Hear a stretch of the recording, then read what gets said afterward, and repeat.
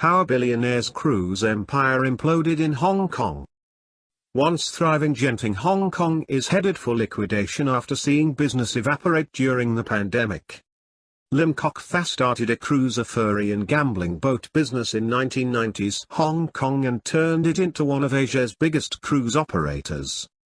It was a labor of love, as well as a way to diversify the casino business set up by his father, Lim Gatong, in Malaysia. Under the now 70-year-old Kok Tha, Genting Hong Kong Limited expanded its fleet of ships, bought other cruise lines and even added a string of German shipyards to build its vessels. Now, more than 2 years into the coronavirus pandemic, Kok Tha's company is headed for liquidation.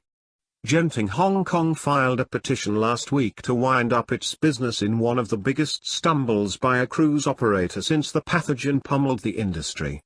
It's a stark example of how the coronavirus brought once thriving businesses to their knees, which has the potential to impact cruise customers across the region. "I felt so upset when I heard the news," said Chloe Then Shanayak, who used to board the company's cruises in Penang in Malaysia and travel to Phuket and Krabi in Thailand.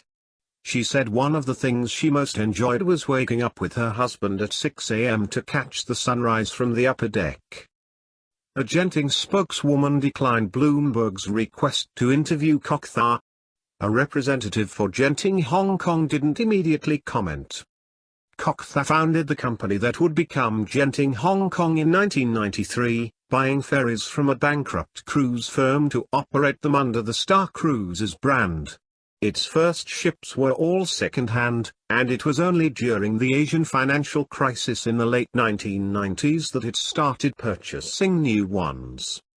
Over the years, Genting Hong Kong extended its business beyond Star Cruises, partly by acquiring other cruise lines. It bought the Crystal Cruises brand in the US and set up the high-end Dream Cruises in Asia. It was a time when the giants of the cruise world, such as Carnival Corporation, were prospering as the sector continued to set new records for people traveling. The company also snapped up several shipyards in Germany starting in 2015 to build its own vessels. But as the pandemic forced cruise companies to halt operations, Kok Tha's long-term bet on the industry, and the prospect of growing demand from China and the rest of Asia, started to unravel. While the company offered staycations as part of a broader trend of cruises to nowhere, it still reported a record $1.7 billion loss in May. The writing was on the wall. Then earlier this month, its wholly owned shipbuilding subsidiary, MV Wuften, filed for insolvency in a local court in Germany. And last week, Genting Hong Kong, which is 76% owned by Kok Tha, filed its petition in Bermuda to wind up the company and appoint provisional liquidators. It said its cash was expected to run out around the end of January and it had no access to further funding. The firm exhausted all reasonable efforts to negotiate with its creditors and stakeholders, it said in a statement to the Hong Kong Exchange. Genting Hong Kong's shares had plunged more than 60% from a November high before they were suspended on January 18. Peninsula Petroleum Far East filed a lawsuit in the U.S. seeking to recoup $4.6 million in total unpaid fees for bunker fuel it had delivered to 3 of Genting's ships since 2017. The Crystal Symphony, a luxury cruise ship operated by Genting Hong Kong, was to be seized if it had docked in Miami as scheduled, according to J. Stephen Sims, the lead attorney representing Peninsula Petroleum Far East, who said he had been told of the plan. Ship tracking data indicates the vessel docked in the Bahamas on Saturday evening, where a U.S. arrest warrant can't be executed. Bookings are still available on Genting Hong Kong's website for cruises to nowhere from Hong Kong and Singapore. Dream Cruises sailings that have already been scheduled will proceed, according to a company representative. Living with the virus. Genting Hong Kong's difficulties reflect its focus on Asia, where big markets such as China and Hong Kong are still shut down and pursuing COVID-0 strategies. Other cruise operators, such as Carnival and Royal Caribbean Cruises Limited, are rebounding as markets such as the US, the Americas and Europe are now living with the virus. Even though Kochtha has been dealt a blow in the cruise business, it's just one part of his sprawling group, which his father started with the hilltop casino resort now called Resorts World Genting, more than an hour by car outside Kuala Lumpur. It's the only licensed casino resort in a Muslim-majority country that frowns on gambling. Kochtha, who keeps a low profile, and his father worked to expand and diversify the business beyond Malaysia, building it into one of the largest gaming and entertainment conglomerates in the world.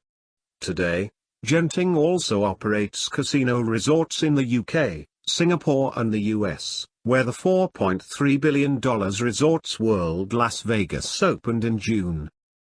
His father, who was born in China and moved to Malaysia when it was still a British colony, passed away in 2007 after a short illness. Just under 4 years earlier, Kochtha had already taken the helm of the group. One question is whether Kochtha may try to bail out Genting Hong Kong with help from other group companies. Sister firm Genting Malaysia BHD, which operates the country's casino resort, has invested in Genting Hong Kong before, more than 2 decades ago. It sold its 17% stake for $415 million in 2016. Still, analysts say Genting Hong Kong's woes won't derail Kochtha's ambitions for the Genting Group. Genting Malaysia, which bought the Equanimity super yacht seized by Malaysia's government from fugitive financier Jolo for $126 million in 2019, is gearing up to open a new $800 million outdoor theme park the country. Genting Singapore Limited is conducting a $4.5 billion Singapore dollars, $3.3 billion, expansion of its Resorts World Sentosa, one of the largest casino resorts in Southeast Asia. None of the companies has cross-shareholdings with Genting Hong Kong, except for Kochtha owning shares in each of them.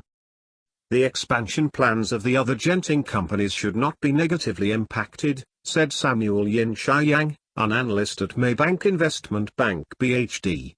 In Kuala Lumpur, the debts at each company are ring-fenced at those companies, he said.